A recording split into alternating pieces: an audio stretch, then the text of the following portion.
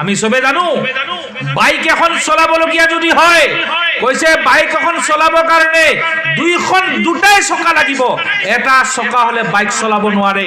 যদি আপুনি দুনিয়াত মানুহ জাত হিচাপে, মানৱ জাতি হিচাপে, শ্ৰেষ্ঠ মানৱ হিচাপে, সমাজকৰ্মী হিচাপে যদি পৰিচয় দিব বিচাৰে, এজন ভাল সুদক্ষ সম্পাদক যদি হ'ব বিচাৰে, সভাপতি যদি হ'ব বিচাৰে, চাহে যুৱ সংঘৰ হওক, চাহে মাদ্ৰাছাৰ হওক, চাহে মছজিদৰ হওক, চাহে বিভিন্ন অনুষ্ঠান প্ৰতিষ্ঠানৰ হওক, কৈছে আপোনাৰ শিক্ষাৰ প্ৰয়োজন, দুইটা শিক্ষা লাগিব।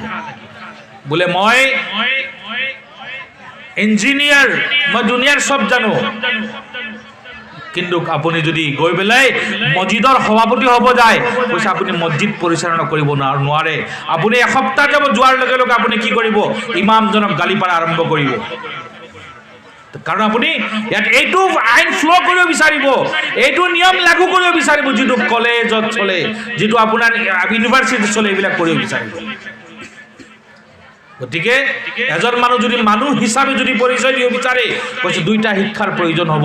উলামাসকলে লিখিছে, যদি কোনোবাই দুনিয়াৰ পৰা একদম 0% অশিক্ষিত হৈ যদি দুনিয়াৰ পৰা বিদায় লৈ যায়, তেতিয়াহ'লে তেওঁ এটা ফৰজ তৰক কৰি গৈছে। মৌলানা সাহেব আছে ইয়াত, মোৰ হুৱে বাবে দুইজন মৌলানা আছে, বিজ্ঞ আলিম আছে।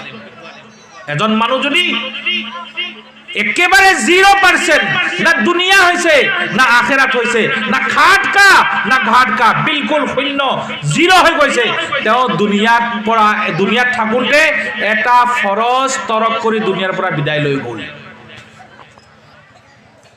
আল্লাহ ৰাসূল কি কৈছে? ইলম তলব কৰাৰ কাৰণে তুমি মদিনাত যোৱা, তুমি চীনত যোৱা, য'তে যোৱা, মুঠতে ইলম তলব কৰা, ইলম তলব কৰা। কিন্তু কোৰআনে ইসলামে কোৱা নাই যে তুমি ইঞ্জিনিয়াৰ নহবা, কোৰআনে কোৱা নাই যে ডক্টৰ নহবা, কোৰআনে কোৱা নাই যে তুমি প্ৰফেসৰ নহবা, কোৰআনে কোৱা নাই যে তুমি তোমাৰ এই হাফিজ নহবা, আলিম নহবা, এইবিলাক কোৱা নাই। কৈছে কোৰআনে কৈছে কেৱল মাত্ৰ তুমি আল্লাহ চিনি পোৱাৰ কাৰণে মই মোৰ আদমক যেনেকুৱা জ্ঞান দিছিলো, তেনেকুৱা তোমালোকে জ্ঞান আহৰণ কৰা, তেতিয়াই তোমালোকে মোৰ সৎ পৰিচয়টো পাবা। আজি ইয়াত যদি মই গোটেই ৰাতিটো কওঁ, এই আল্লাহৰ বন্দাসকল আল্লাহক ভয় কৰা, আল্লাহক ভয় কৰা, আল্লাহক ভয় কৰা, কিন্তু অকল এই শব্দটোৱে শুনিম, কিন্তু ইয়াৰ মহত্ব আৰু ৰহস্য আৰু কি কাৰণত কোৱা হৈছে, আল্লাহ কোন, এইটো আমি বুজি নাপাম। গতিকে মাহতাৰাম, সৰ্বপ্ৰথম মোৰ আজিৰ আলোচনাৰ প্ৰথম আলোচনাই হ'ল যে আমি আমাৰ সমাজখনক যদি অপৰাধমুক্ত যদি সমাজ গঢ়ি হৈ বিচাৰো, এই মাদ্ৰাছাখনক যদি আপোনাৰ গোটেই বিশ্বনাথ চাৰিআলি জিলাত, গোটেই অসমত উজনিৰ পৰা নামনিৰ পৰা একদম ধুবুৰীৰ পৰা শদিয়ালৈকে যদি এই মাদ্ৰাছাখনক যদি উজ্জ্বল কৰিব বিচাৰো, কৈছে তেতিয়াহ'লে এই মাদ্ৰাছাখন উজ্জ্বল হোৱা মানে বৃহত্তৰ ঘাৰিগাঁওখন উজ্জ্বল হোৱা। মই আহি আছো। গতিকে এই মাদ্ৰাছাখন যদি উজ্জ্বল কৰিব বিচাৰো, তেতিয়াহ'লে আমাৰ শিক্ষাৰ প্ৰয়োজন।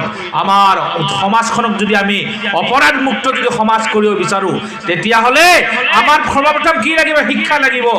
আল্লাহ ৰসুল সাল্লাল্লাহু আলাইহি ওয়াসাল্লামক আল্লাহ তাবাৰক ওয়া তাআলাই দুটা লেসন দিছিল। তেওঁ দুনিয়াত থকা অৱস্থাত হাদিসত আহিছে, আল্লাহ ৰসুল সাল্লাল্লাহু আলাইহি ওয়াসাল্লাম দুটা লেসনৰ কথা কৈছিল। এক নম্বৰ লেসন হৈছে ইন্নামা আনা বুইস্তু মুআল্লিমান ওয়া ইন্নামা আনা বুইস্তু লিউতাম্মিমা মাকারিমাল আখলাক। আপোনালোকে সবে জানে যে প্ৰথমতে আল্লাহ ৰসুল সাল্লাল্লাহু আলাইহি সাল্লাম